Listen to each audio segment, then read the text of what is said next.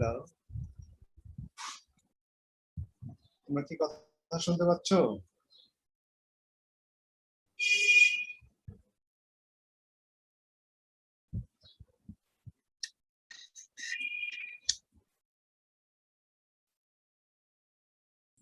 Hello, শুনতে পাচ্ছি। Very good.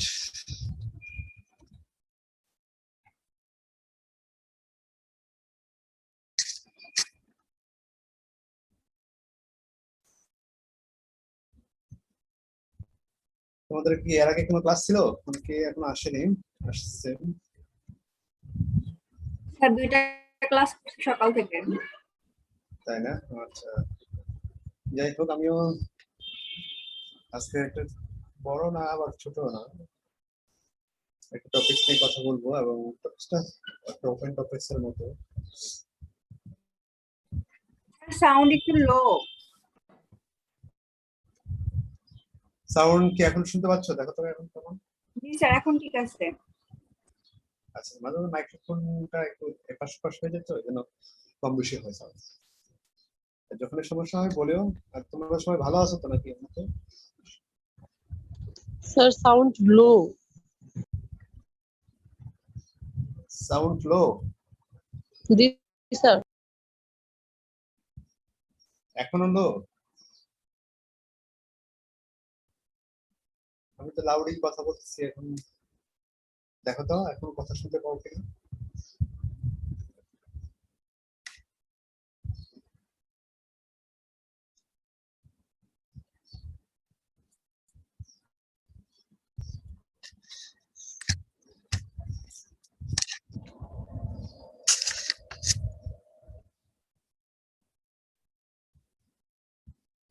আর সবার কাছে কি লো সাউন্ড? দেখো তো। Sir, এখন ঠিক আছে। আচ্ছা আচ্ছা, ঠিক থাকলে ভালো। আর শারীরিকভাবে সবাই সুস্থ আছে তো? যার যার বাসায় আছে সবাই, না?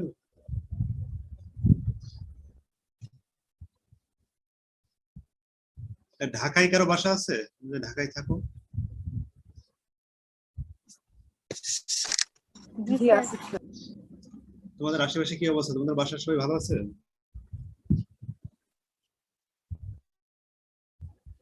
আলহামদুলিল্লাহ স্যার, ভালো আছে। আচ্ছা, খুব ভালো। সাবধানে থাকো, তাও ভালো থাকো, আর সবাইকে সাবধান রাখিও আর কি। তো আমরা ক্লাস শুরু করে দেই। অনেকে আসছে, হয়তো বাকি অনেকে আসবে আরো।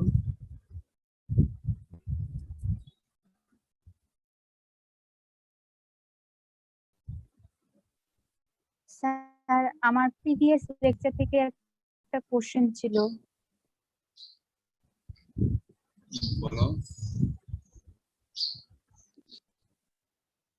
স্যার, অ্যাবসলিউট ফিকান্ডিটি আর রিলেটিভ ফিকান্ডিটি, এই টপিকটা আজ যদি আরেকবার আচ্ছা, ঠিক আছে, আমরা চেষ্টা করব বুঝিয়ে দেওয়ার জন্য।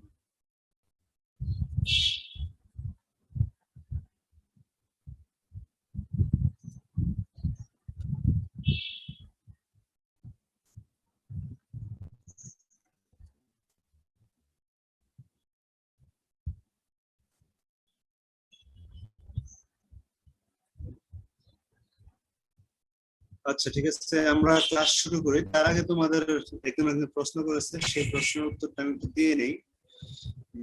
তোমরা স্ক্রিনে কি দেখতে পাচ্ছ?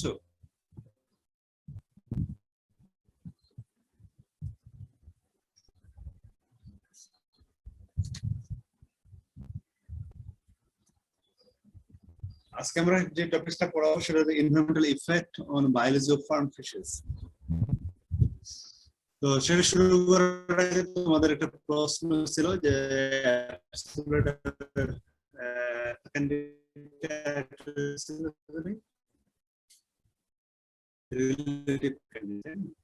অ্যাবসলিউট বলতে আমরা সাধারণত হচ্ছে মাসের টোটালিতে চলাই এই সময়টাকে অ্যাবসলিউট ফ্যাকান্টিটি বা টোটাল ফ্যাকান্টিটি বলা হয় এটা থেকে।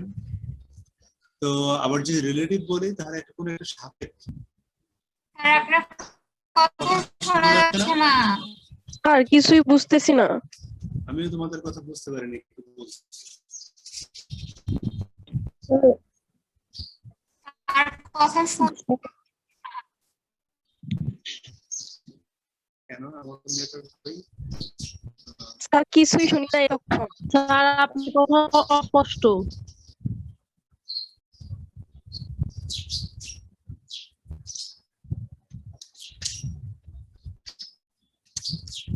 হ্যালো, দেখো তো এখন কি অবস্থা?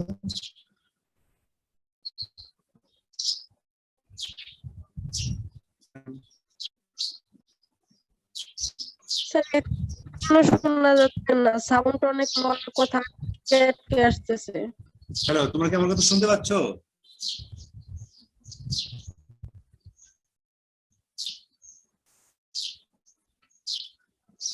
কেটে কেটে আসছে।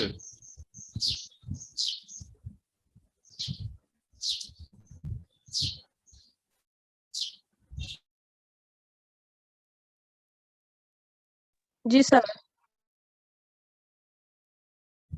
স্যার বাফারিং হচ্ছে, আপনার ওয়ার্ড শোনা পরের ওয়ার্ড শোনা যাচ্ছে Hello? না, এরকম হচ্ছে।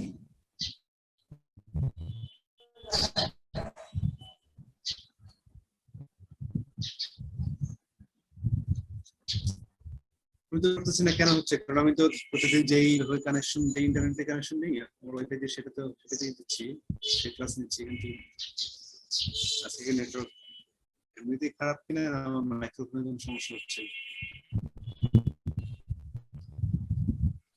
হ্যাঁ, মাইক্রোফোনের সমস্যা হচ্ছে, কারণ তোমার কথা আমি স্পষ্ট শুনতে পাচ্ছি।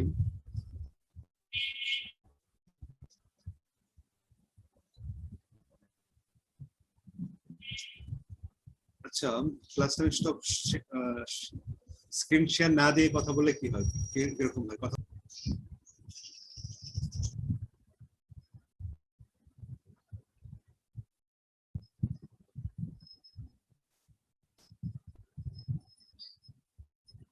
হ্যালো, তোমরা যে কেউ একজন রেসপন্স করো, আসলে এখন কথা কেমন শোনা যাচ্ছে? এখন কি সমস্যা? এখন স্যার ভালোই।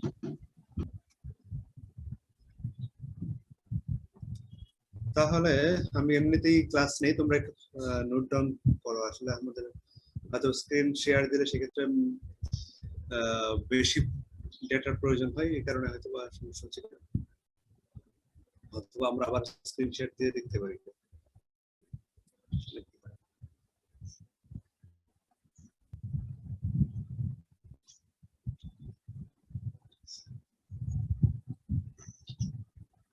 মেয়েরা কারা শুনতে পাচ্ছিল না, তারা এখন শুনতে পাও?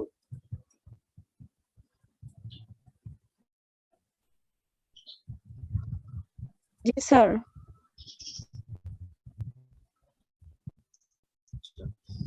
তো আসলে তোমাদের প্রশ্নের উত্তরটা দিয়ে নেই, কারণ পরে শেষের দিকে হয়তো ভুলে যাব। আসলে একটা হচ্ছে অ্যাবসলিউট ফ্যাকান্টিটি আর একটা হচ্ছে রিলেটিভ ফ্যাকান্টিটি। অ্যাবসলিউট ফ্যাকান্টিটি হচ্ছে টোটাল ফ্যাকান্টিটি, যে একটা মাসের ওভারিতে যতগুলো এগ আছে সবগুলো সংখ্যাকে একসাথে, সবগুলোর নাম্বার বা কতগুলো এগ আছে সবগুলোকে একসাথে বলা হয় টোটাল ফ্যাকান্টিটি। বুঝতে পারতেছো? আর বা এটাকে বলা হয় অ্যাবসলিউট ফ্যাকান্টিটি। আর যদি আমরা যদি একটা কিছু সাপেক্ষে যেমন না করি বা চিন্তা করে বের করি, তখন সেটাকে বলা হয় রিলেটিভ ফ্যাকান্টিটি।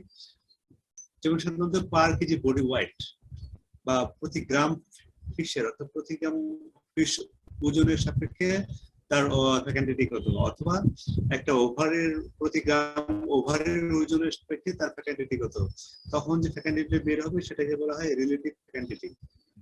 আর সেটা বের করার জন্য বিভিন্ন ধরনের, একটা অ্যাবসলিউট ফ্যাকান্টিটি বের করার জন্য সূত্র আমরা দিয়েছিলাম, আর রিলেটিভ ফ্যাকান্টিটি সেখান থেকেই বের করতে হয়, অ্যাবসলিউট ফ্যাকান্টিটি থেকে তার টোটাল বডি ওয়েট অথবা টোটাল ওভার ওয়েট অথবা টোটাল ল্যান্ড, তুমি যেভাবে বের করতে চাও ঠিক সেইভাবে ক্যালকুলেট করে নিলেই সেটা বের হয়ে যাবে তার সাপেক্ষে রিলেটিভ ফ্যাকান্টিটি। যদি বডি ওয়েট পার কেজি বডি ওয়েট বের করতে চাও, তাহলে ওই মাসের টোটাল যে ওভারের যতগুলো এগ আছে সেই টোটাল এগটাকে যদি তার ওজন দিয়ে, টোটাল ওজন দিয়ে মাসের টোটাল ওয়েট কত সেটা দিয়ে ভাগ করে দাও, তাহলে বের হয়ে যাবে তার relative fecundity of per kg body weight অথবা per gram of body weight. এখন বলো এটুকু কি বুঝতে পারছো?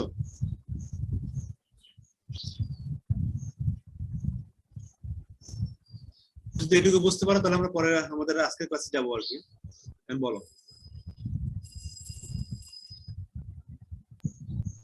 স্যার আরেকবার একটু বলবেন, আপনার কথা আরেকবার একটু কেটে বলতে কেটে শুনতে আসতেছে। পারিনি। আচ্ছা, সবাই কি কেটে কেটে কথা শুনতেছে না, দু একজন?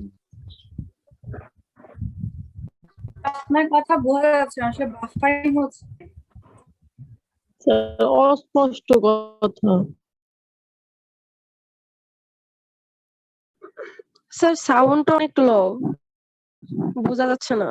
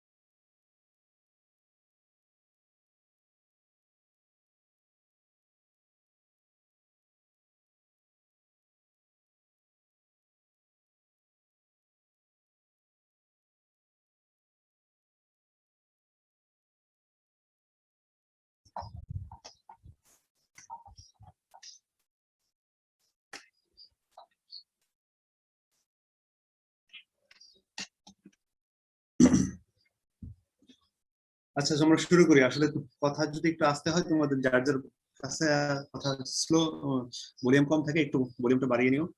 আর আমি নর্মালি যে প্রতিদিন যেভাবে কথা বলি সেভাবে কথা বলতেছি, তারপরে সমস্যা হলে রেসপন্স করি। এখন কি অবস্থা বলো? এখন স্যার ঠিক আছে। শুনতে পাচ্ছি। আচ্ছা, ঠিক আছে। তো আমরা বলতেছিলাম যে অনেকগুলো এনভায়রনমেন্টাল ফ্যাক্টর দ্বারা আসলে একটা ফিশের লাইফ সাইকেল বা বায়োলজি নির্ধারিত হয় বা চেঞ্জ হয়। তার মধ্যে অনেকগুলো ফ্যাক্টর আছে। তার মধ্যে ওয়াটার কোয়ালিটি ফ্যাক্টর আছে, বিভিন্ন ধরনের ওয়াটার কোয়ালিটি ফ্যাক্টর আছে, তারপরে আদার এনভায়রনমেন্টাল ফ্যাক্টর আছে যেগুলোর সাথে সরাসরি ওয়াটার কোয়ালিটির সাথে রিলেটেড না। তো সেই ফ্যাক্টর গুলো বিভিন্ন ভাবে প্রভাবিত করে। তার মধ্যে গুরুত্বপূর্ণ কতগুলো ফ্যাক্টর নিয়ে আমরা কথা বলবো। প্রথমে যে ফ্যাক্টরটা চলে আসে সেটা হচ্ছে টেম্পারেচার। টেম্পারেচারের সাথে সাথে আমরা মাছ যেহেতু বিভিন্ন অ্যাকোয়াটিক এনভায়রনমেন্টে বসবাস করে, তার সাথে আরেকটা ফ্যাক্টর আছে, বিশেষ করে মেরিন ফিশের ক্ষেত্রে। যখন আমরা মেরিন ফিশ গুলোকে কালচারে নিয়ে আসতে চাই, স্যালিনিটি অথবা ব্র্যাকফিশ একটা ফিশ, সেগুলোর ক্ষেত্রে স্যালিনিটি খুব একটু গুরুত্বপূর্ণ। আরেকটা যেটা হচ্ছে লাইট এন্ড ফটো পিরিয়ড, এটা একটু আরেকটা গুরুত্বপূর্ণ ফ্যাক্টর। এছাড়াও রয়েছে তাদের ইন্টারনাল ফ্যাক্টর, যে মেটাবলিক ইফেক্ট, মেটাবলিক ফ্যাক্টর গুলো তাদের বডি ফিজিওলজিতে কিরকম মেটাবলিজম হচ্ছে, সেই অনুযায়ী কিরকম ওয়েস্ট প্রোডাক্ট তৈরি হচ্ছে। এছাড়াও রয়েছে যে টার্বিডিটি, টার্বুলেন্স, সারফেস ফিল্ম। তো এই কয়েকটাকে আমরা ক্যাটাগরাইজ করেছি যে আসলে এগুলো আমাদের একটু জানাতে প্রয়োজন। তাছাড়া হয়তো বা আরো কিছু ফ্যাক্টর আমাদের থাকতে পারে, বিশেষ করে ডিজেল, অক্সিজেন, তারপরে কার্বন ডাইঅক্সাইড বা এই ধরনের ফ্যাক্টর গুলো আমরা নিয়ে কথা বলি সাধারণত। ওয়াটার কোয়ালিটি নিয়ে কথা বলতে গেলে অ্যামোনিয়া নিয়ে কথা বলি। তো আমরা যখন এই ফ্যাক্টর, আমরা যে ফ্যাক্টর গুলো সর্ট আউট করেছি, তার যেগুলো সেগুলো যখন করতে যাবো, তার মধ্যে হয়তো ওইগুলো বিভিন্ন ভাবে চলে আসবে। যেমন যদি ওয়াটার টেম্পারেচার বলি, water temperature has direct effect on yolk conversion efficiency. আসলে এটা আমার প্রত্যেক অ্যানিমেলের ক্ষেত্রে টেম্পারেচার একটা গুরুত্বপূর্ণ ভূমিকা পালন করে। টেম্পারেচার যদি অপটিমাম না থাকে, তাহলে তার কোনো ধরনের কোনো লেভেলেই গ্রোথ অথবা ফিজিওলজিক্যাল অ্যাক্টিভিটি ভালোভাবে হবে না। আমরা ফিশের এমব্রিয়নিক ডেভেলপমেন্টের কথা আফটার ফার্টিলাইজেশনের পরে বলতেছিলাম যে কি, যে water temperature has a direct effect on yolk conversion efficiency. Yolk material গুলো কনভার্ট হবে, যে প্রসেসে ইয়কগুলো ডিপোজিট হবে, সেই ডিপোজিশন প্রসেসটা affect করে কি outer temperature. Within the range of thermal tolerance of a species, eggs tend to exhibit greater efficiency at lower temperature than at a higher. বলছে, তোমরা স্ক্রিন দেখতে পাচ্ছ তো না? জি স্যার। স্যার আচ্ছা, ঠিক আছে। তো বলছে যে আমাদের ফিশের ক্ষেত্রে বলছিল অপটিমাম যে টেম্পারেচার থাকে, সেই টেম্পারেচারের যে লোয়ার লিমিট, সেই লিমিটের কি বলা হচ্ছে, সেই লিমিটেই তাদের গ্রোথ ভালো হয়, অথবা একটা স্পিসিসের এগ ডেভেলপমেন্ট ভালো হয়। আর যখন একটু আপার লেভেলে চলে যায়, তখন তো সেটা ভালো হয় না। এরকম একটা উদাহরণ দেওয়া আছে, যেমন ইন কেস অফ টার্বুট, এটা আসলে ম্যাক্সিমাম উদাহরণগুলো চলে আসে বিদেশি মাছ নিয়ে, কারণ গবেষণার যে কাজগুলো হচ্ছে সেগুলো বিদেশি মাছ নিয়ে বেশি হয়েছে আর কি। The swim bladder become inflated before yolk reserve were exhausted when larvae were reared at 12 degrees Celsius temperature. বলা হচ্ছে এই স্পিসিসের মাছ লার্ভাটাকে যখন 12 ডিগ্রি সেলসিয়াসে রাখা হয় অথবা তাদেরকে কালচার করা হয়, তখন তাদের কি হয়, সুইম ব্লাডারটা ইনফ্ল্যাট হয়, পুরোপুরি ফুলে যায়, and yolk reserve are adjusted. But আবার যখন ওরা তার টেম্পারেচার যখন বাড়িয়ে 16 ডিগ্রি করা হয়, তখন কি হয়, swim bladder only formed at the time of larvae become dependent on exogenous feeding. Thus they increase the amount of energy expended to feed. বলছে 12 ডিগ্রি সেলসিয়াসে যখন তাদের লার্ভাকে চাষ করা হয়, তখন তাদের সুইম ব্লাডারটা ফুলে ওঠে, পাশাপাশি তাদের ইয়ক যে পুরোটাই রিজার্ভ, ইয়কটা পুরোটা শেষ হয়ে যায়, ইয়ক রিজার্ভ গুলো শেষ হয়ে যায়। বাট 16 ডিগ্রি সেলসিয়াস টেম্পারেচার যখন তাদেরকে কালচার করা হয়, তখন দেখা যায় তাদের ইয়ক রিজার্ভটা সাথে তখন তাদের কি হয়, একই সাথে সুইম ব্লাডারটা ইনফ্ল্যাট অথবা তৈরি হতে থাকে, এবং তারা এক্সোজেনাস ফিডিং করে দেয়। এই ধরনের ডিফারেন্স হলে দেখা যায় তাদের মধ্যে কি হয়, তাদের মধ্যে এনার্জি এক্সপেন্ডিচারের মধ্যে ভেরিয়েশন হয়। কারণ তখন তাদের বাইরের ফিড খেতে অথবা তাদেরকে বাইরের ফিডকে ইউটিলাইজ করতে গেলে তাদের যে, অথবা তাদের যখন তাদের সুইম ব্লাডারটা ইনফ্লেক্ট না হয় না, মাত্র তৈরি হচ্ছে, তখন দেখা যায় তাদেরকে বেশি এনার্জি খরচ করতে হয় তাদেরকে বাইরের খাবার খেতে। আবার সুইম ব্লাডারটা যখন ফুলে যায়, তৈরি হয়ে যায়, ফুল ডেভেলপ হয়ে যায়, তখন তাদের বাইরের এক্সোজেনাস ফিডিং করতে গেলে তখন দেখা যায় এনার্জি কম খরচ হয়। তো এরকম ভেরিয়েশন হয় টেম্পারেচার উপর ভিত্তি করে। আরেকটা বলা হচ্ছে optimal temperature for embryonic development are not necessarily the same for larva and juvenile growth. এটা সঠিক বলছেন। লার্ভাল ডেভেলপমেন্টের জন্য যেরকম চেঞ্জ টেম্পারেচার, হয় নাই। স্লাইড আমি চেঞ্জ করে নেই তো, ওই স্লাইডই আছে। বলছে অপটিমাল এমব্রিয়নিক ডেভেলপমেন্টের ক্ষেত্রে বলা হচ্ছে যে লার্ভাল অথবা জুভেনাইল যে এমব্রিয়নিক জুভেনাইল গ্রোথ, দুইটার ক্ষেত্রে টেম্পারেচার সবসময় একই হবে না। অপটিমাল টেম্পারেচার অবশ্যই তার মধ্যে পার্থক্য থাকে, একই হতে হবে এমন কোনো কারণ নেই। বা বিশেষ করে যদি লার্ভাল ডেভেলপমেন্টের ক্ষেত্রে টেম্পারেচার একটু কম থেকে বা কম অপটিমাল টেম্পারেচার প্রয়োজন হয়, আর জুভেনাইলের ক্ষেত্রে একটু বেড়ে যায়। কেন? perhaps reflecting an adaptation to seasonal progression of the temperature cycle in the natural environment. বলছে এটার একটা কারণ হলো নেচারে তাদের এই ধরনের চেঞ্জ গুলো, বিশেষ করে তারা যখন লার্ভা থাকে তখন এক পরিবেশে থেকে, আবার যখন তারা জুভেনাইল হয় তখন আরেক পরিবেশে থাকে, তখন তাদের টেম্পারেচার চেঞ্জ হয় এবং তাদের মধ্যে অ্যাডাপ্টেশন চলে আসে। সেই কারণে দেখা যায় আমরা যখন কালচারে নিয়ে আসি অথবা ইনডোরে চাষ করি, তখন তাদের এই টেম্পারেচার ভেরিয়েশনটা থেকে যায়। Also, larvae reared at the extreme of their temperature range very often have developmental abnormalities. বলছে যখন কোনো লার্ভিকে আমরা আগেই বলেছিলাম যে এগ ডেভেলপমেন্ট অথবা লার্ভাল ডেভেলপমেন্টে কম lower limit of optimal temperature প্রয়োজন হয়। আর যখন তাদেরকে অপটিমাল টেম্পারেচার হায়ার রেটে অথবা হায়ার, একটা মাছের যদি অপটিমাল টেম্পারেচার হয় 20 থেকে 25 ডিগ্রি সেলসিয়াস লার্ভা ডেভেলপমেন্টে, তখন যদি 25-এ তুমি চাষ করো, তখন দেখা যাবে কি তাদের মধ্যে লার্ভাল অ্যাবনর্মালিটিটা বেশি বেড়ে যায়। এই জন্য বিশেষ করে লার্ভাল ডেভেলপমেন্টের ক্ষেত্রে তাদের অপটিমাল টেম্পারেচারটা হয় নিচের দিকে রাখা ভালো। Within the range at which the growth of yolk sac larvae appears normal, there has been a change in the relative timing of organogenesis with possible consequence of the fitness of the larvae. আসলে বিষয়গুলো একটু মানে একটার সাথে related. বলছে যে within the range at which growth of the yolk sac larvae appears normal, বলছে যেই টেম্পারেচারে yolk sac larvaটা normal, there has been a change in the relative timing of the organogenesis. বলছে ওই সময় ওই টেম্পারেচারের উপর ভিত্তি করে আবার দেখা যায় তাদের অর্গান ডেভেলপমেন্ট এবং পাশাপাশি আদার যে লার্ভাল ফিটনেস, লার্ভাটা কিরকম হবে, কতটা স্ট্রং হবে, কিরকম এক্সোজেনাস ফিডিং কখন শুরু করবে, সবকিছু নির্ভর করে আর কি তাদের yolk sac অবস্থায় তাদের যে টেম্পারেচার থেকে সেই টেম্পারেচারের উপর ভিত্তি করে তাদের অন্য যে টাইমিং গুলো সেগুলো নির্ধারিত হয়। Temperature difference also have a profound influence on the development of body and musculature that may affect the larval feeding ability.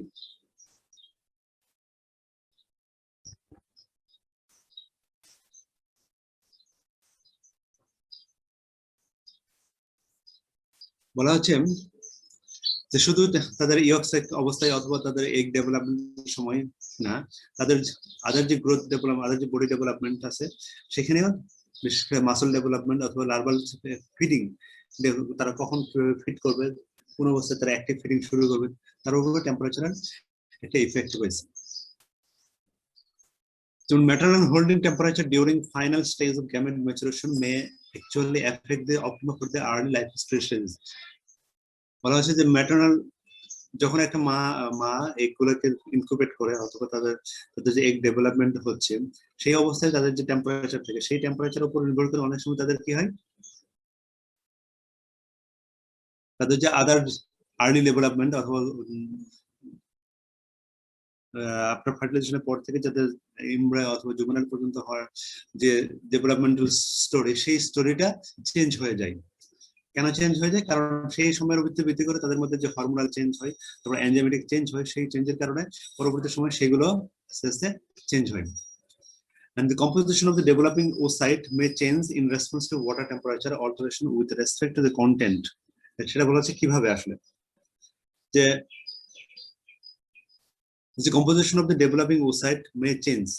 বলছে একটা oocyte একটা এগ যখন ডেভেলপমেন্ট হচ্ছে তাদের মধ্যে যে হরমোনাল চেঞ্জ অথবা এনজাইমেটিক চেঞ্জ অথবা তাদের গ্রোথের যে প্যাটার্ন সেটা কি ওয়াটার টেম্পারেচারের সাথে রেসপন্স করে এবং সেই অল্টারেশনটা কি হয় with respect to content stability or activity of enzymes hormone or transfer of RNA. কিভাবে হচ্ছে যে এই টেম্পারেচার ওসার ডেভেলপমেন্টের সময় যে টেম্পারেচার সেই টেম্পারেচারটা আসলে কি করে তাদের মধ্যে একটা চেঞ্জ নিয়ে আসে। সেই চেঞ্জটা কিভাবে হয় তাদের মধ্যে ভিতরে যে এনজাইমেটিক রিঅ্যাকশন হয় অথবা হরমোনাল চেঞ্জ হয় অথবা ডিএনএ আরএনএ যে এক্সচেঞ্জ হয় সেগুলো পরিবর্তন হয় টেম্পারেচারের সাপেক্ষে। And this may contribute to yolk conversion efficiency or maximum larval size এবং তারও ভিত্তি করে ইয়কটা কিভাবে কনভার্ট হবে এবং তার লার্ভাল সাইজটা কি হবে সেটা নির্ভর করবে। টেম্পারেচার কম বেশি হলে লার্ভাল সাইজও ভেরিয়েশন হয় on the basis of yolk size. তার মানে কি যখন অপটিমাল টেম্পারেচার একটা সুটেবল টেম্পারেচার থাকবে তখন তাদের ইয়ক ডিপোজিশন ভালো হবে, ইয়ক ডিপোজিশন ভালো হলে লার্ভাল সাইজটাও ভালো হবে।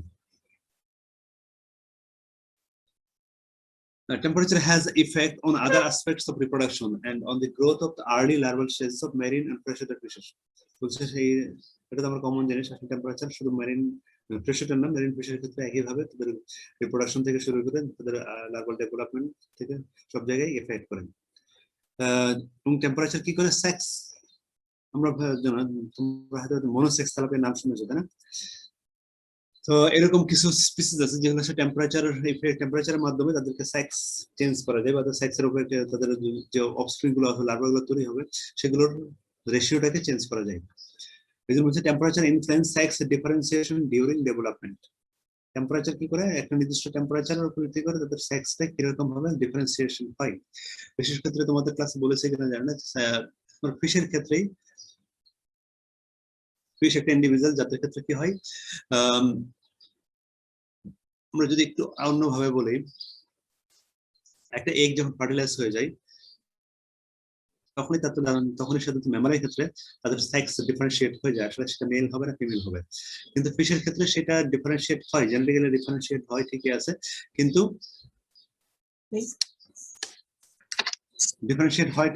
কিন্তু কি হয় তাদের মধ্যে একটা পর্যায়ে অথবা ক্রিটিক্যাল টাইম বা ক্রিটিক্যাল পিরিয়ড থেকে যায় যে সময়ে সেটা নির্ধারণ হয় এক্সটার্নাল এনভায়রনমেন্ট দিয়ে। বিশেষ করে তাদের ফুড কিরকম হবে এবং তাদের এক্সটার্নাল এনভায়রনমেন্ট কিরকম হবে তার ভিত্তি করে তাদের সেই নির্ধারণটা গতিপথ পায় আর কি। এক কথায় বলে যে সেক্স একটা যখন ফার্টিলাইজ হয় তখন আসলে জেনেটিক্যালি কি সেক্স মেল না ফিমেল সেটা নির্ধারণ হয়ে যায়, কিন্তু ফিজিক্যালি সেটা ডিটারমাইন হতে গেলে বিশেষ করে ফিশের মাছের ক্ষেত্রে সেটা তাদের এক্সটার্নাল এনভায়রনমেন্টে হয় এবং সেটা হলো ফার্স্ট ফিডিং এর সময় বা ফার্স্ট ফিডিং এর পরে সেটা নির্ধারণ হয়ে যায়। যখন একটা মাছ একটা লার্ভা ফার্স্ট ফিডিং শুরু করে তখনই সেটা সেক্সটা ডিফারেন্সিয়েট হয়ে যায়, সেটা ফিজিক্যালি কি হবে মেল হবে না ফিমেল হবে। সাধারণত ইন নেচার সাধারণত কি হয় 50-50 রেশিও হয়, একটা মাছ থেকে যতগুলো অফস্প্রিং হবে তার সাথে 50% মেল হবে 50% ফিমেল হবে। তবে সেটা চেঞ্জ হয়ে যেতে পারে কিরকম টেম্পারেচারের মাধ্যমে। এটাকে বলা হয় থার্মোলেবাইল সেক্স ডিটারমিনেশন। এই সিস্টেমটাকে বলা হয় থার্মোলেবাইল sex determination (TSD) is best known in fish such as Atlantic silverside, but it is more widespread than has been appreciated until recently. বলছে এই মাছের ক্ষেত্রে বলা হচ্ছে তাদের ক্ষেত্রে এই প্যাটার্নটা ডেভেলপ হয় এরকম যে এই ফিশকে দেখা যাচ্ছে যদি একটা নির্দিষ্ট টেম্পারেচারে বলা হচ্ছে 16 ডিগ্রি অথবা 20 ডিগ্রি সেলসিয়াসে যখন চাষ করা হয় বা তাদেরকে লার্ভাল ডেভেলপমেন্ট করা হয় তখন দেখা যায় তাদের মধ্যে 50-50 রেশিওতে মেল ফিমেল হয়। যখন তাদের টেম্পারেচার 20 এর উপরে নিয়ে যাওয়া হয় 23-25 তখন দেখা যায় তাদের মধ্যে 75% মেল হয়, ওদের মধ্যে 75% মেল জন্ম নেয়। তো সেই কথা এখানে বলা হচ্ছে, উদাহরণস্বরূপ বলা হচ্ছে যে 18 ডিগ্রি সেলসিয়াসে নরমালি 50-50 রেশিও হয়, আর যখনই তাদেরকে 20 অথবা 20 বেশি 23 অথবা 25 নিয়ে একই সময়ে তাদেরকে গ্রো করা হয় তখন দেখা যায় তাদের মধ্যে 75% মেল জন্ম নেয়। তবে এই টিএসডি থার্মোস্টেবল যেটা আমরা বলতেছিলাম আর কি থার্মোলেবাইল সেক্স ডিটারমিনেশন সিস্টেম, এটা এখনো খুব বেশি মাছের ক্ষেত্রে জানা যায়নি। তবে if TSD does prove the more widespread among fish species of interest for aquaculture than it is presently recognized. হচ্ছে বর্তমানে যেরকম জানা আছে তার বেশি যদি আমরা জানতে পারি যে কোন কোন স্পিসিসের ক্ষেত্রে এই টেম্পারেচার ইফেক্ট করে তাদের সেক্স ডিটারমিনেশনের ক্ষেত্রে তাদেরকে তখন আমরা কি হবে it could be offer a simple and reliable method for producing single sex stock of fish without need of hormone treatment or genetic manipulation. বর্তমানে ম্যাক্সিমাম ক্ষেত্রে আমাদের অ্যাকুয়াকালচারের ক্ষেত্রে বিশেষ করে তেলাপিয়ার ক্ষেত্রে অথবা চিংড়ির ক্ষেত্রে বাংলাদেশে চালা হয় না কিন্তু অন্য দেশে আছে, তারপর কমন কাপের ক্ষেত্রে এরকম কিছু কিছু মাছের ক্ষেত্রে মনোসেক্স করা হয়। তো মনোসেক্সটা করা হয় সাধারণত এদের ক্ষেত্রে মূলত হরমোন ট্রিটমেন্টের মাধ্যমে করা হয় অথবা জেনেটিক ম্যানিপুলেশন মাধ্যমে করা হয় তেলাপিয়ার ক্ষেত্রে। যদিও বাংলাদেশে জেনেটিক ম্যানিপুলেশনটা এখনো ওয়াইড স্প্রেড না, কিছু কিছু জায়গায় গবেষণা হচ্ছে, তো বিদেশে এটা নিয়ে অনেকটা এগিয়ে গেছে আর কি। এবং চিংড়ির ক্ষেত্রেও সেক্স রিভার্সাল, বিশেষ করে আমরা যে কি বলে ফিনিয়াস মোনোডন বলি তাদের ক্ষেত্রে এটা ডেভেলপ হয়ে গেছে থাইল্যান্ডে। তো অন্য মাছের ক্ষেত্রে যদি আমরা এই টেম্পারেচারের ইফেক্ট, সেই টেম্পারেচারের সাথে কিভাবে সেক্স চেঞ্জ হয় সেটা যদি জানতে পারি তাহলে আমাদের এই কস্টটা কমে যাবে, অর্থাৎ সময়টা কমে যাবে এবং খুব সহজে আমরা একটা মাছ থেকে ডিজায়ারেবল সেক্স পেতে পারবো, মেল অথবা ফিমেল, এটা আমাদের প্রয়োজন। এখন আমরা চলে যাই স্যালাইনিটি নিয়ে কথা বলবো আর কি। Oocyte in the ovary are in osmotic balance with maternal blood plasma. এটা আমরা সবাই জানা। আসলে একটা এগ যখন মায়ের বডিতে থাকে তখন তাদের মধ্যে যে কন্ডিশনে থাকে ওভারিয়ান ফ্লুইডে থাকে বা যেটা থাকে সেটা হচ্ছে যে প্লাজমাতে থাকে বা ফ্লুইডে থাকে, সেটা হচ্ছে অসমোটিক ব্যালেন্স রক্ষা করে এগ এবং আদার এনভায়রনমেন্টের মধ্যে। আর যখন সেটা বাইরের এনভায়রনমেন্টে চলে আসে, বিশেষ করে প্রেসিফিক অথবা মেরিন এনভায়রনমেন্টে স্পনিং হয়, তখন সেটা হয়ে যায় ওই এগের জন্য হাইপার অসমোটিক অথবা হাইপো অসমোটিক। তো সেটা কিভাবে কি হয়?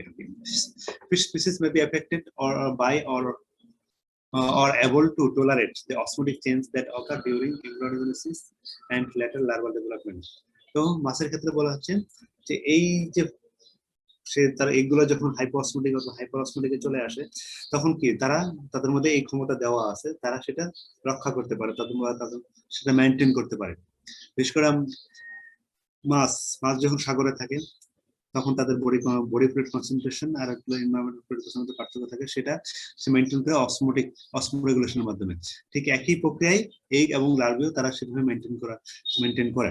তো তার মধ্যে যদি ভেরিয়েশন হয়ে যায়, স্যালাইনিটি ভেরিয়েশন হয়ে যায়, তাহলে কি হয়? তাহলে তাদের মধ্যে অ্যাবনর্মালিটি অথবা গ্রোথ ডেভেলপমেন্ট হবে না।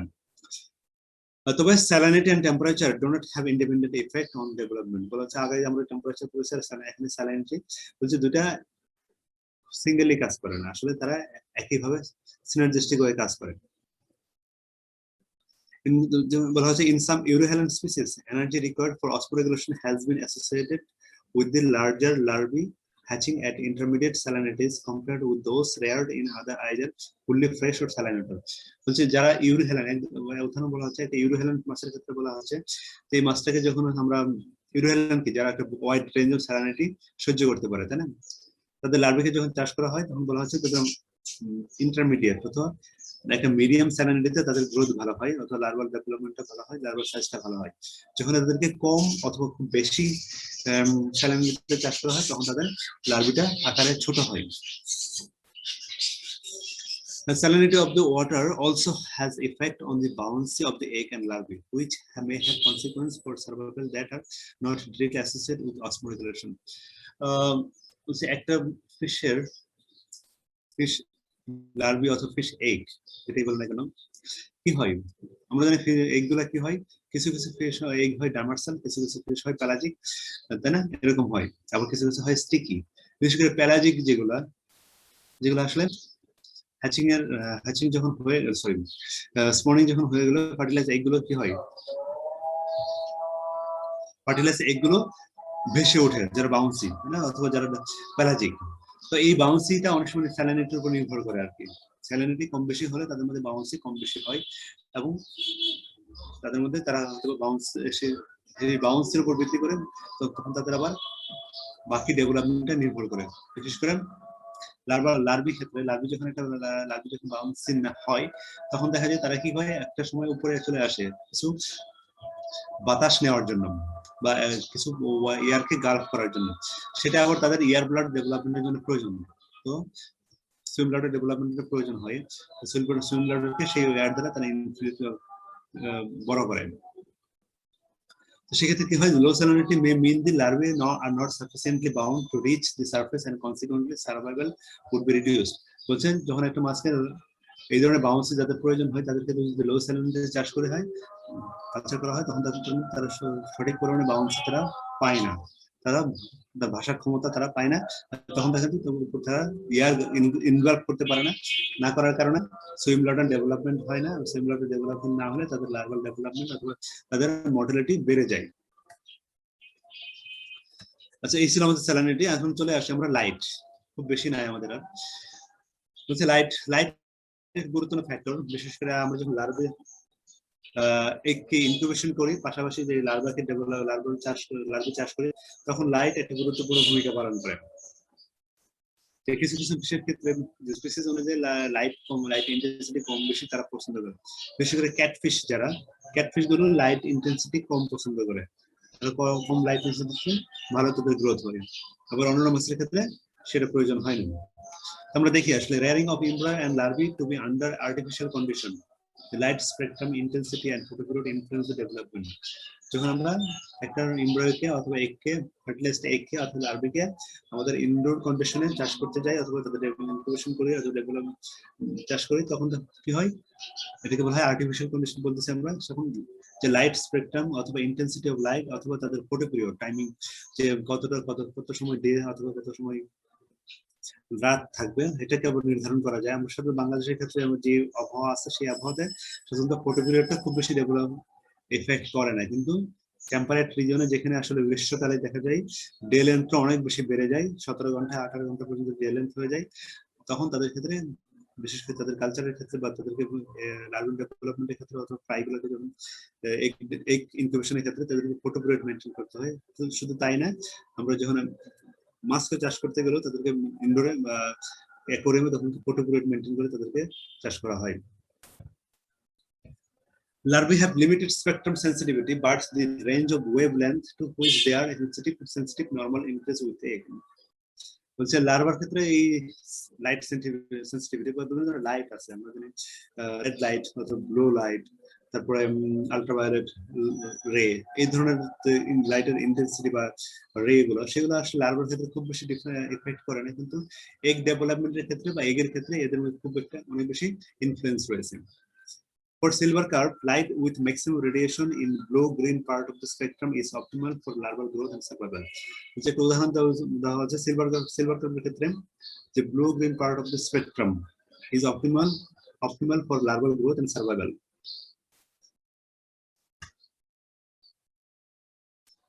The effect of light intensity and photoperiod become most marked at the time of hatching and beyond. বলছে হ্যাচিং এর সময় এটা আবার অনেক গুরুত্বপূর্ণ ভূমিকা পালন করে এবং তারপরেও, but there are some effect earlier in embryonic development, এবং পাশাপাশি তার আদার যে ডিউরিং এমব্রায়োনিক ডেভেলপমেন্ট সেই সময় তাদের কিছু আসলে লাইফ সাইকেলের প্রত্যেকটা সময় কিছু না কিছু ইফেক্ট রয়েছে light intensity. Light may also influence the hatching process directly rather than just the rate of embryonic development. বলছে হ্যাচিং প্রসেস লাইট দ্বারা খুব বেশি অনেক বেশি ইনফ্লুয়েন্স হয়, বাট বলছে embryonic rather than just the rate of embryonic development. Embryonic development যে রেটটা সেটা তো নির্ধারণ হয়, পাশাপাশি বলছে লাইট অলসো ইনফ্লুয়েন্স করে হ্যাচিং প্রসেস কে, যে হ্যাচিং কিরকম আগে হবে পরে হবে এবং সবগুলা টোটালি হ্যাচ হবে কিনা তার উপর নির্ভর করে লাইট ইন্টেন্সিটির উপর। কিছু কিছু ফিশ ক্ষেত্রে দেখা যায় যাদেরকে যদি বেশি ডার্ক কন্ডিশনে রাখা হয় তাদের হ্যাচিং ভালো হয় এগুলোর, আবার যদি কন্টিনিউয়াস তাদেরকে লাইট ইন্টেন্সিটিতে রাখা হয় 24 আওয়ার্স ডে লাইটে রাখা হয় তাদের মধ্যে হ্যাচিং কমে যায়, হ্যাচিং রেটটা কমে যায়।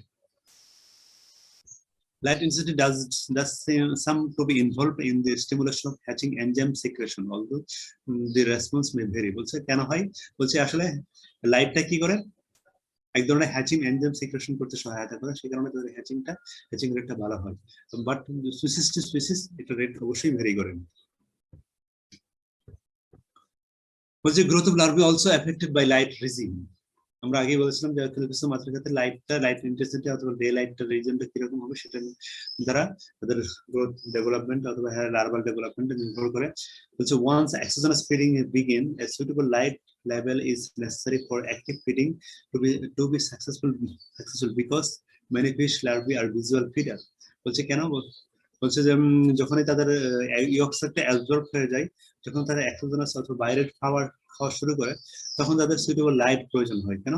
কিছু কিছু অনেক মাছই আছে যাদের ভিজুয়াল লাইট অথবা লাইট ভিশন দিয়ে তাদের ভিজুয়াল ফিডার অথবা তাদের দেখে খাবার খেতে হয়। The light intensity can also influence the feeding by affecting the distribution of larvae within the rearing tank. Hence the special over the distribution of food. তো আবার দেখা যায় কিছু কিছু অনেক কিছু না অনেক মাছের ক্ষেত্রে লাইট রিজিয়ামটা বিশেষ করে লাইট ইন্টেন্সিটির ভিত্তি করে এই লার্ভি গুলো অ্যাগ্রিগেশন হয়। যে একটা ট্যাঙ্কে যদি আমরা অ্যাকোয়ারিয়ামে যদি চাষ করি তাদের লাইটটা কোন দিকে আসতেছে, বিশেষ করে ক্যাটফিশের ক্ষেত্রে এটা খুব বেশি প্রয়োজন হয় যে লাইটের সাপেক্ষে তাদের অ্যাকুমুলেশন অথবা অ্যাগ্রিগেশনটা একটা দিকে বেশি হয়, কারণ তাদের ফটোট্যাকটিক অথবা লাইট সেন্সিটিভ।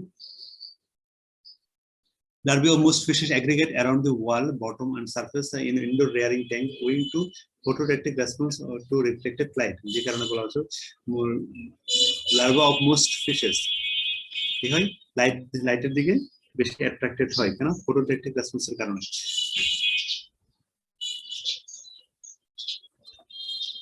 তো এটি ছিল লাইট নিয়ে। তারপরে আর দুইটা টপিক আছে, খুব ছোট ছোট টপিক ফ্যাক্টর, যেগুলো হচ্ছে মেটাবলিক ইফেক্ট। যে মেটাবলিক ইফেক্ট খুব গুরুত্বপূর্ণ ফ্যাক্টর, বিশেষ করে আমরা যখন আমাদের সময় জানা যখন মাছের পোনা এক জায়গা থেকে আরেক জায়গায় ট্রান্সপোর্ট করা হয়, তখন দেখা যায় কি হয়, তাদেরকে একদিন অভুক্ত রাখা হয়। কেন রাখা হয়?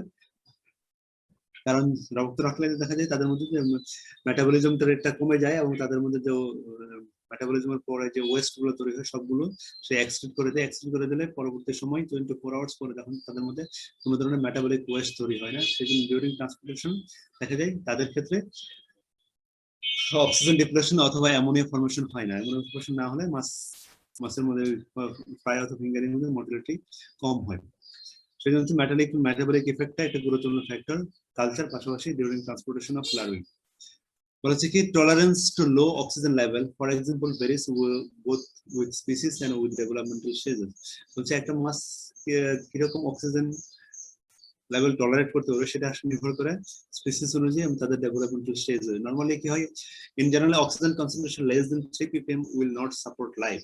সাধারণত 3 ppm এর নিচে হলে কোনো প্রাণী বা কোনো অ্যাকোয়াটিক অর্গানিজম বা বিশেষ করে ফিশ সেখানে বাঁচতে পারে না। আবার virus at those above 5 all aquatic organisms will survive indefinitely. সাধারণত 5 এর উপরে আমরা অপটিমাম ধরি, 5 এর বেশি হলেই ফিশ কালচারের জন্য সেটা খুবই ভালো হবে। The sublethal response may include not only to reduce rates of growth and development, but in morphological changes, behavioral alteration, and wide range of metabolic and physiological adjustment. বলছে এই টেম্পারেচার অক্সিজেন লেভেল যদি কম থাকে, lethal level বলতেছে আর একটা সাবলেভেল lethal level বলতেছে যেখানে 50% mortality হয়, সেই তার নিচে যদি থাকে তখন কি হয়, তাদের গ্রোথ তো কমে যায়, তাদের ডেভেলপমেন্ট রেটটাও কমে যায়, পাশাপাশি মরফোলজিক্যাল অ্যাবনর্মালিটি চলে আসে এবং তাদের বিহেভিয়ার চেঞ্জ হয়ে যায়। বিহেভিয়ার চেঞ্জ হয় পাশাপাশি তাদের মেটাবলিক বা ফিজিওলজিক্যাল অ্যাক্টিভিটিও সেভাবে অ্যাডজাস্ট হয় বা চেঞ্জ হয়ে যায়। আরেকটা হচ্ছে process that consume oxygen also produce carbon dioxide. বলছে এই মেটাবলিক প্রক্রিয়ায় যখন অক্সিজেন কনজিউম হয় সাথে সাথে কি কার্বন ডাইঅক্সাইড তৈরি হয়। কার্বন ডাইঅক্সাইড তৈরি হলে কি হয়, increase in carbon dioxide can produce blood acidosis. যখন ব্লাডে অক্সিজেনের পরিমাণ কমে যায়, কার্বন ডাইঅক্সাইডের পরিমাণ বেড়ে যায়, তখন ব্লাডটা অ্যাসিডিক হয়ে যায়, এটাকে বলা হয় acidosis, and which tend to reduce the affinity of blood for oxygen. এবং এই অবস্থায় কি হয়, ব্লাড অক্সিজেন গ্রহণ করতে পারে না, অক্সিজেনের প্রতি তার অ্যাফিনিটি কমে যায়। আর হচ্ছে high carbon dioxide level would also contribute to the acidification of water. বলছে ওয়াটারের অ্যাসিডিটি বাড়িয়ে দেয়। এন্ড কি হয় সেক্ষেত্রে, which in term may impair numerous gill physiological process including gas transfer, ionic regulation and acid base balance.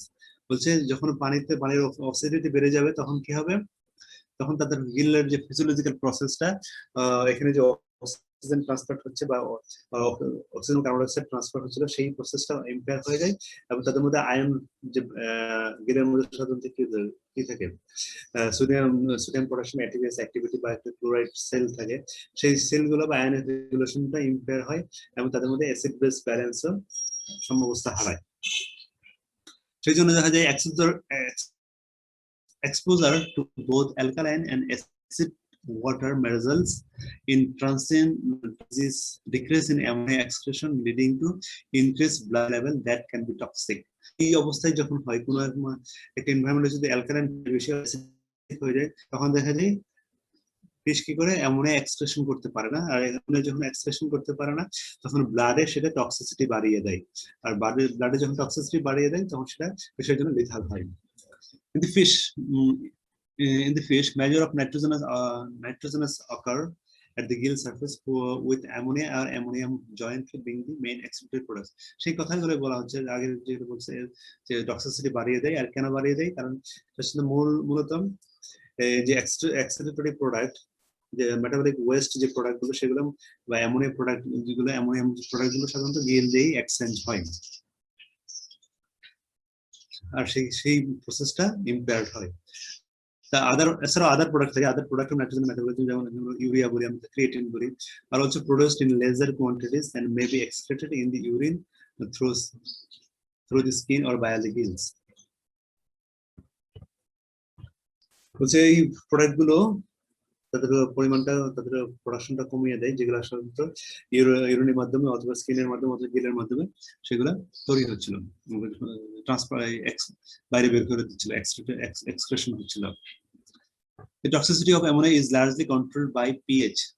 বলছে water pH দিয়ে আসলে টক্সিসিটিকে ওই অ্যামোনিয়া টক্সিসিটিকে কন্ট্রোল করা যায়। Its effect on the hydrolysis of কি হয় সাধারণত অ্যামোনিয়াকে হাইড্রোলাইজ করে ফেলে, পরে সেটাকে টক্সিসিটি বা অনেক সময় যদি নাইট্রাইট অথবা নাইট্রেটে পরিণত করে সেটাকে লেস টক্সিক করে ফেলে। সাধারণত নর্মাল যে অ্যামোনিয়া থাকে NH3 সেটা মোস্ট টক্সিক ফর ফিশ এবং এই টক্সিসিটি বাড়তে থাকে ইনক্রিজিং উইথ পিএইচ, যখন পিএইচ বাড়ে তার টক্সিসিটিও বাড়তে থাকে।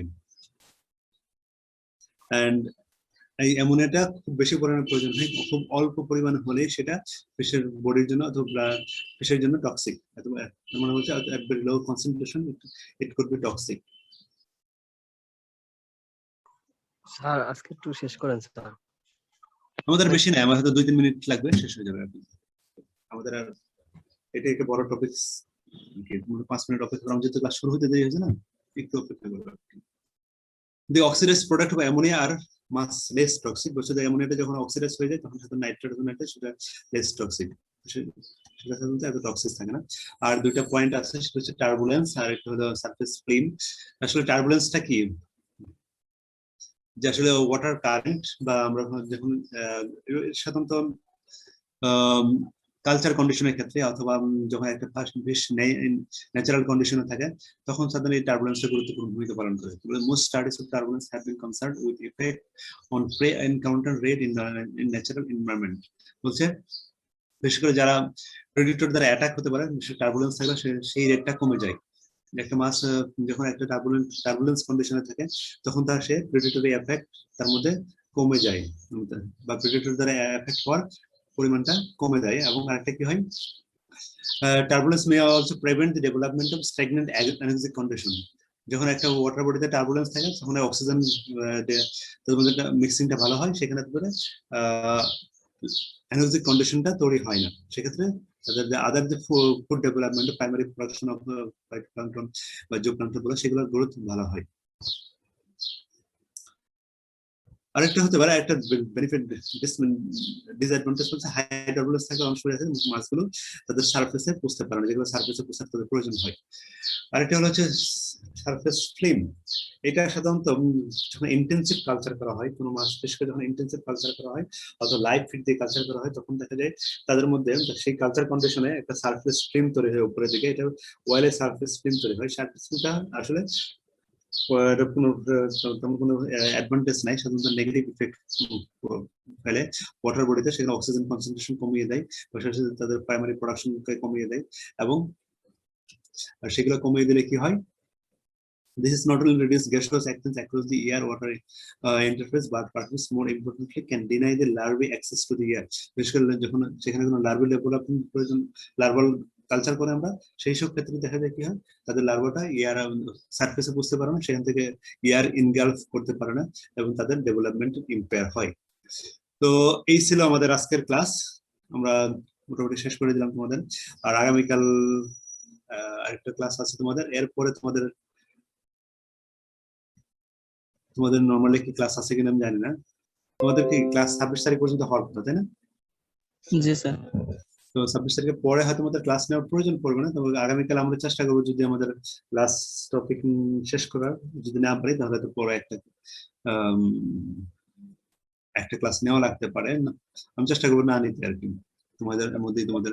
রোজার মধ্যে ভালো লাগে না আর হ্যাঁ, রোজার মধ্যে তোমাদের যেমন ভালো লাগে না, আমার কথা বলতে খুব একটা মানে স্বাচ্ছন্দ্য বোধ হয় না। শেষ করে দেন আবার ভার্সিটি বাকি মানে তাই করে দিয়ে। কিন্তু তার মধ্যে আমাদের পড়তেই হবে, তাই না? কষ্ট তো হতেই, কষ্ট হবেই। তোমাদের যতটুকু শুনতে কষ্ট লাগে তার চেয়ে বলতে আমার বেশি কষ্ট হয় আর কি। জি স্যার। তো তারপরে আমাদের ক্লাস শেষ করতে হবে, পড়তেই হবে। তো আগামীকাল ইনশাল্লাহ আমরা শেষ করে দেওয়ার চেষ্টা করবো। আর তোমাদের কিন্তু অ্যাসাইনমেন্টের গ্রুপ আমাকে পাঠাওনি, ওটা পাঠিয়ে দিলে আমাদের জন্য সুবিধা হতো। তোমাদেরকে অ্যাসাইনমেন্ট দিয়ে দিতাম, তারপর তোমরা এই অবসর সময় বসে বসে অ্যাসাইনমেন্ট করে ফেলতে লকডাউনের মধ্যে। স্যার আজকে ক্লাস নোটটা দিয়ে দিন। তা দিয়ে দেবো, সমস্যা নাই সিনথিয়া। স্যার আরেকটা স্যার পিডিএফ আগে ছিল। আমি ছবি দিয়ে দিচ্ছি তো, কোনটা পাইনি? কোনটা পাওনি? Sir early life stage of farm fish. সে তোর কথা তো সবই গতকাল যেটা নিচে ওটা নাকি? গত ক্লাসে কি নিলাম? না স্যার এর আগে নেওয়া হয়েছে, এটা দেওয়া হয়নি। না, ওটা মানে দেওয়া হয়েছে, কিন্তু ওইভাবে যেভাবে টপিকস পড়ানো হয়েছে ওইভাবে না দিয়ে হয়তো বা ওর ভিতরে আসা হয়তো কোনো একটা পিডিএফ এর ভিতরে দেখবো আর কি, যে পাওয়ার পয়েন্টে। স্যার আমরা দেখছি ওটাতে নাই। আচ্ছা, না থাকলে আমি আবার দিব না। হ্যাঁ, ওকে, আচ্ছা, সমস্যা নেই। ঠিক আছে, ভালো থাকো। আর রমজান মাস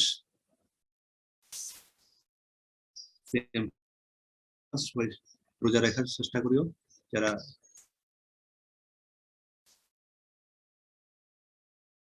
আর তোমরা অ্যাসাইনমেন্টের গ্রুপটা দিয়ে দিও আমাকে। হ্যাঁ, আজকে কি অনেকই ক্লাসে আছে মনে হয় না? দেখি